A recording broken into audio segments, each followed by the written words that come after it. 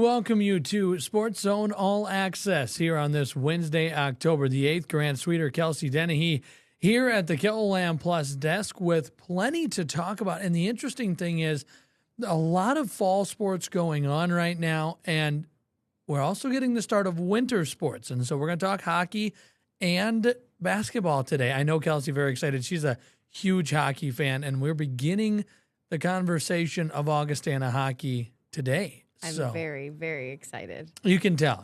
She's very excited. But we got to wrap up the fall sports before we can dive into the winter sports. We'll do that first. As we should. And we start off with golf. That's right. The Class A state golf tournament was played on Monday and Tuesday, and Dakota Valley just looked the part. +3 after Monday. They added 20 strokes on Tuesday, but still, they kind of just led wire to wire. And the Panthers, who you were there, saw it. They are on top of the Class A state golf tournament, Kelsey, and they kind of just, they looked good the whole time. They were never, it was never a blowout, right? They never just cruised away with the tournament, but they never didn't have it in hand either. It was Dakota Valley and Vermilion. Those were the top two teams the entire tournament, but specifically yesterday, they were neck and neck pretty much the whole day. And that kid you see right there, Matt DeBeer, he is the reason that Dakota Valley was able to pull out on top, and he had to battle. Let me tell you, there was a couple holes there where he was struggling. There were a couple bogeys in a row that really you could tell were kind of getting him down, but he was able to pull through with the birdie on the 18th hole that secured the win for Dakota Valley, and the whole team was just so ecstatic for him. He had a crowd of people following him the entire day, and like a large crowd, to the point where I kept turning around and saying, "Oh my gosh, they just keep showing up. There are more and more people." And by the last hole, it was loud, and it was really cool to see.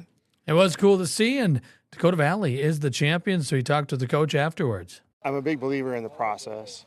And I think the process is the reward. But at the end, when you get the trophies, like, oh, this is pretty cool. Yeah, winning trophies is pretty cool. And Dakota Valley, they just looked apart the entire time. They really had a strong showing there, and now they're state champions. And so congratulations is certainly in order to them. Now we turn to Class AA. This is a look at the individual scoreboard. Tayton Mooney of O'Gorman, man, he was great. Finished 2 under par at Meadowbrook Golf Course out in Rapid City. And then you'll notice a 4-way tie after that. Yeah, so Mooney was fantastic, and then just kind of better than the rest of the field. And then everyone else, there was a good group right behind him in that 4-way tie. And then when you take a look at the team scoreboard, it was Harrisburg that came out on top with the victory as the Tigers shot 14 over par. O'Gorman right behind them at 20 over. Lincoln, Brookings, and Brandon Valley. And so that's how the Class AA tournament went as well. And we got kind of a look at these teams in the Metro preview last week. But now it's Harrisburg that gets the win. And it's just about which team's going to have the hot hand. And that's what the Tigers did, and as well as Dakota Valley, who won that as well. Let's turn to the tennis courts now, and Sioux Falls Christian is the Class A girls state tennis champions. This is a look at their doubles Flight 1 championship yesterday where they played Rapid City Christian. This was a good little match, but Sioux Falls Christian took it in a sweep, and the Chargers they had a dominant day, and as we turn to the scoreboard, you'll see it here, Kelsey. They were dominant, 563 points, almost 200 points more than the entire rest of the field. It's just one of those days where the Chargers, it's their second state title in 3 years. They were runner-ups last year. They've just been on a right trajectory lately, and you can see when they win by almost 200 points. It's kind of funny, Grant, because I was there yesterday in the morning time, and scheduling was a little bit behind, so I ended up having to head to golf. But sure. I was in the restroom, and I overheard some conversation about Sioux Falls Christian, and the gist of the conversation was just, they're really good. We're going to be proud if we even show up to this contest. And so I think that not only is that reflected in the scores, but it made me chuckle then learning what the outcome was later on, that I was like, well, yeah, that totally makes sense. And Rapid City Christian gave them a fight, which is all you can ask for. Well, and sometimes teams are just, sometimes you just get these loaded teams, right? And Sioux Falls Christian clearly had that this year. And And them and Rapid City Christian were pretty close in the points race through the first day. But the second day, then when it came down to winning those flight championships, a lot of them went to Sioux Falls Christian, and that's where they were able to pull away. Now we're going to wrap up our first part of today's show by talking about the Game of the Week matchups. We have 3 that we have officially announced now.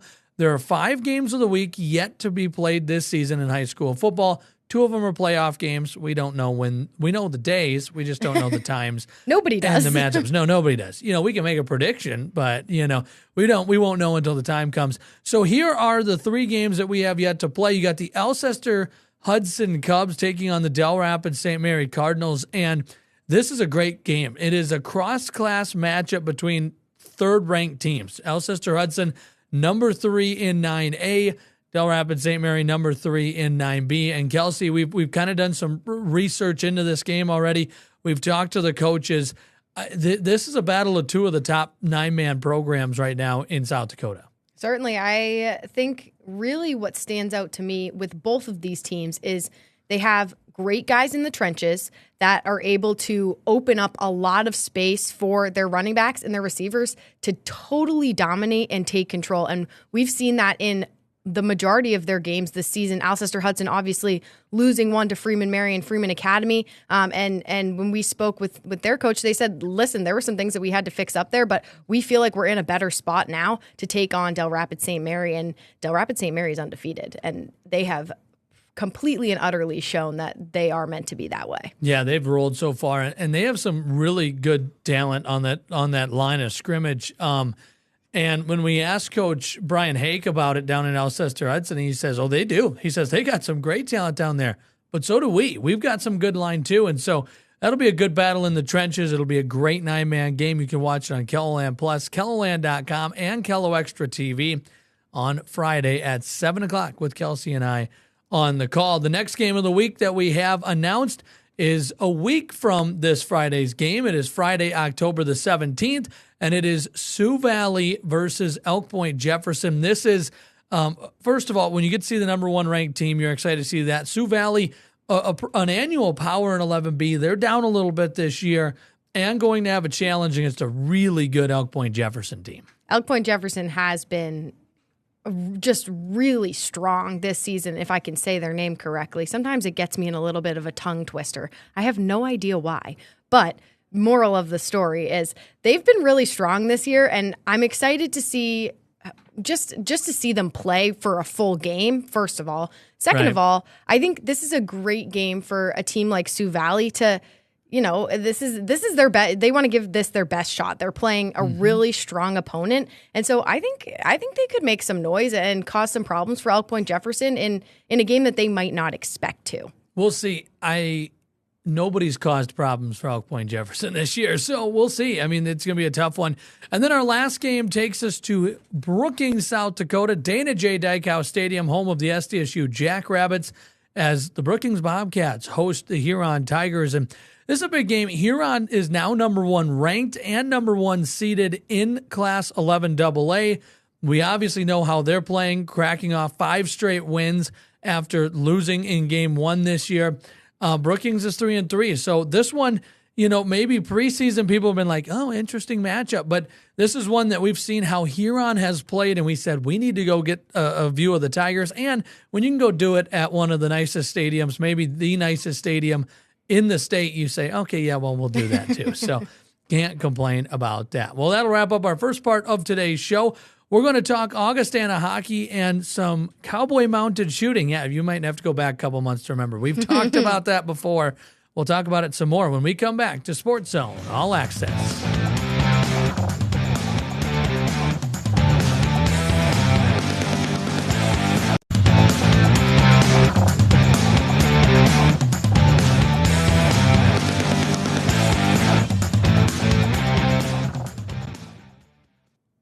And welcome back to SportsZone All Access here on this Wednesday. And we said we have some winter sports to talk about, and that's where we will start, as we'll start talking about Augustana hockey, which we know Kelsey's excited about. She's a big hockey player. She played it for a long time in her high school prep career as well. But we got an Augustana team prepping for their season opener on Friday, and it's against a notoriously talented team in Minnesota, Duluth, and on the road at that too. And it's just the start of a tough season, tough start, I should say. They got Arizona State next week too, so really tough start for the Augustana Vikings here, who are getting ready to play their season opener. I'm looking forward to this game. Minnesota Duluth, like you said, is a notoriously good hockey program. I think it helps that they are based in Minnesota, which is a big hockey state. State of hockey. Right. But they have not had a winning season since Augustana was born. Yeah. They've been down a little bit, yeah. Yes. So obviously they're looking to get started on a better foot. Augustana's coming off of their first couple of seasons, but great seasons at that, and they return a lot of talent. So I think this is going to be a telling matchup. It's also their first quote-unquote full game that they played. Right. They did an exhibition against St. Cloud State, but the structure was a little bit different. It was I believe the first two periods were 15 minutes. We're normal hockey. Yes, Yep. And then the back half was a kind of a smorgasbord of different Basically power play, penalty situational kill. play. Yeah. So, and they tied 2-2, so definitely a good thing for Augustana, but it'll be interesting to see them play a full game as a team.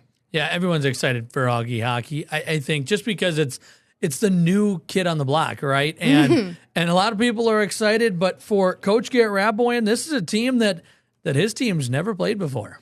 Real impressed with what little film we've seen of the Bulldogs, opponent none of our guys have seen before, but going to be a real strong test for us and something I'm looking forward to seeing how our guys handle themselves through the weekend and going to make us better at the end of the day.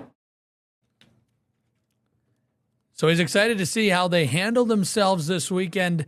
And obviously you want to start off, I mean, this is everybody, right? This is obvious, but you want to start the season off on a positive note. And that's what Coach Garrett Raboyan is hoping to do this weekend when his team goes on the road. And winning on the road is never easy, especially in some of these hockey arenas that pack them in. I mean, look at what Augustana's done in just 2 years of existence. They have a great home ice advantage. So winning on the road is tough. Maybe in hockey it's as tough as it is in any sport, especially these college arenas that have a few thousand people and they're all packed right in on top of you. Right. But yeah, they want to start off on a solid note, obviously. And I think obviously we're really stating the obvious here, but you focus on a game-by-game basis, right? So right now their focus is Minnesota Duluth. But you also have to remember in the back of your mind a little bit, they need a good foundation to be set before they host Arizona State. Arizona State is a great hockey team,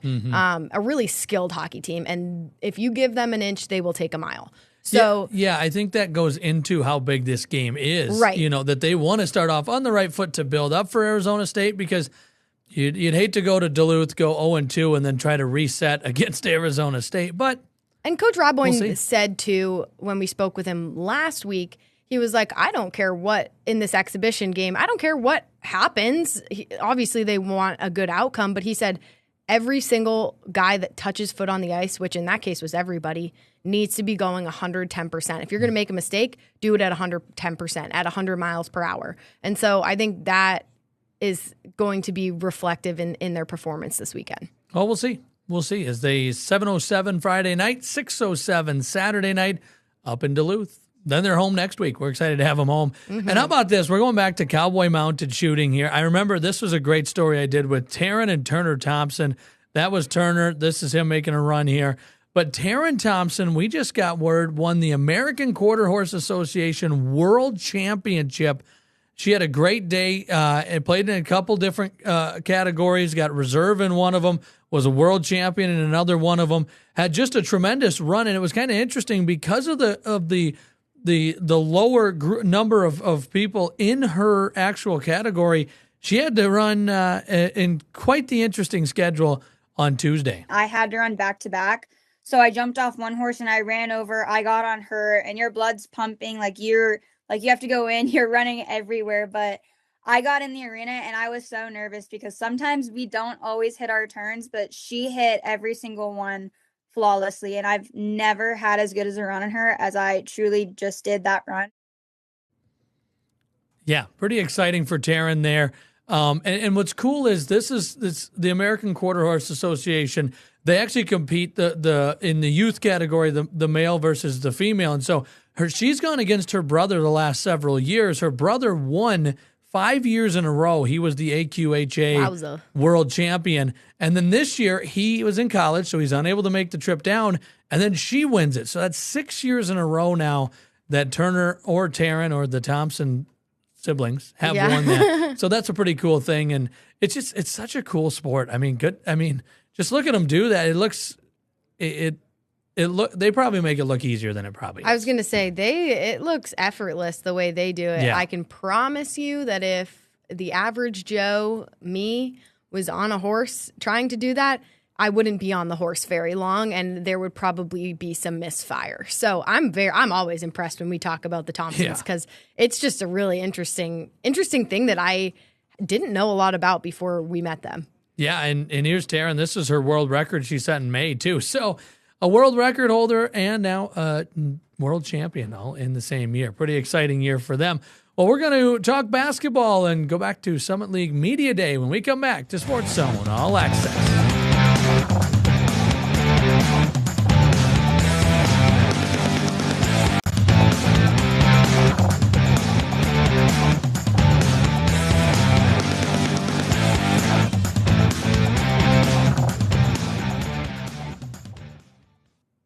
Let me welcome you back to our final segment of today's show here on this Wednesday, October the 8th, already through the first week of October. It felt like just yesterday we started October. I don't know what to do with myself. I feel like every day I blink and it's like a month later. Moving along. Yeah, moving I don't along. mind it, though. It makes things exciting. Yeah, well, in the sports world, it keeps us on our toes because something new happens every day.